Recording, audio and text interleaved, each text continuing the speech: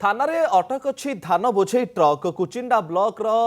बक्समा ग्राम पंचायतर टाइंस्तर ग्राम में जबत होती क्विंटाल क्विंटाल धान सोमवार एक 16 चकिया धान बोझे ट्रकटी कुचिंडा पटक आसुवा बेले कौन सूत्रु भारप्राप्त तहसिलदार खबर पाई तुरंत कुचिंडा पुलिस सहायतार टाइंस्तर ग्राम पाख ब्रिज पाखे गाड़ी को अटक रखी गाड़ीटी कहार केउठु आणुछु ए धान कहार पचारिबारु उत्तर मिल नथिला परे कुचिंडा पुलिस सहायतार थाना को धान बोझे ट्रक जमा दिया आ सहित तदंत जारी रही बेले आगक कौन चाषीर धान को धार्य दर ठारू कम दर में किणिले ताऊपर दृढ़ कार्यानुष्ठान ग्रहण कर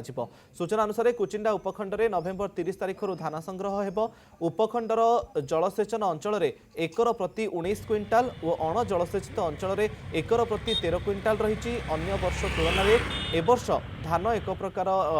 प्रकार भली होई अमल अधिक अमलर आशा चाषी मन में आनंद देछि ठीक भावे धान बिलरू अमल होना कि अमल होते भी उपार्जित धान को बिक्री करने प्रशासनिक स्तर में मंडी भी खोल जाना आपर स्थित में दलाल किंतु मालेमाल होगा सहित समस्त चोरा बाट खोजी विभिन्न स्थान बड़ बड़ ट्रक माध्यम धान बस्ता भर्ती कर चाषी मान स्वल्प दर में नहीं जाउथबार अभियोग होइछि।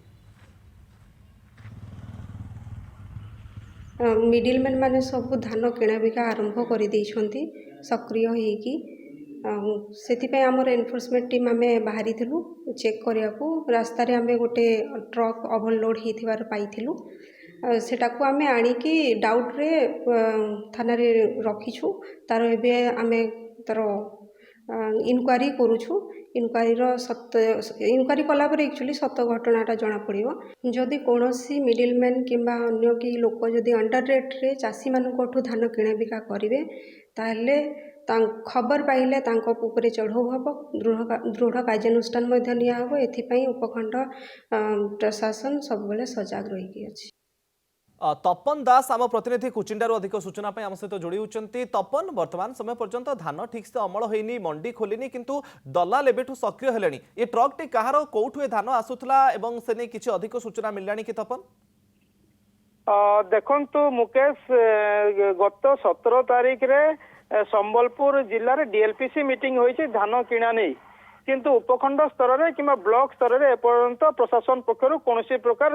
मीटिंग होई ना कि चाषी को सूचना दि जाए ना चाषी धान अमल कले अधाधिक धान अमल कला निजे घरे रखुंट खड़ा रखुंट धान पैकिंग कर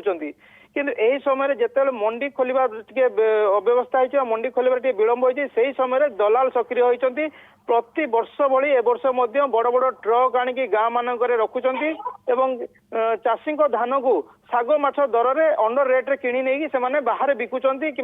सीधा मिल को पठाऊ अभियोग होची तो ए संपर्क गोटे धान गाड़ी को प्रशासन जबत करिछि जो धान गाड़ी कौन चाषीर नुहे किंतु चाषीर धान को से सीधा साधा लोड करुले नहीं बाहर को नहीं था कि निजर गोडाउन को रखी था कि कौन प्रकार कौटी नहीं था तो वर्तमान प्रशासन तदंत करुछि से ट्रक टी वर्तमान संबलपुर जिला कुचिंडा उपखंडर टाइंसर गाँव रु जबत होती रोड साइड जो पेट्रोलिंग करुले प्रशासन पक्षर से ट्रक को देखी गोटे ट्रक रु आ गोटे ट्रक को धान लोडिंग होता तो ताको से डाउट रे अटक पचार उचरा करथिले कौन प्रकार संतोषजनक उत्तर पाई नथिले ट्रक टी कहार केउटु आसिला कहार धान नौतिला कहा पाई नौतिला कि कोठी कि नौतिला किछि कोनसी से ट्रक ड्राइवर हुंतु कि पाखरे थिबा लोक माने जे लोडिंग करथे से कोन प्रकार संतोषजनक उत्तर दे न परिबारु प्रशासन आनिकी ताकू पुलिस जिम्मा देछि एवं वर्तमान तदंत जारी रखिछि। ओके एबेठु सक्रिय हेलेनी दलाल एवं आगो को मथे आ ऊपर नजर रखा जरूरी। बहुत बहुत धन्यवाद तपन आपनकर सूचना पाई।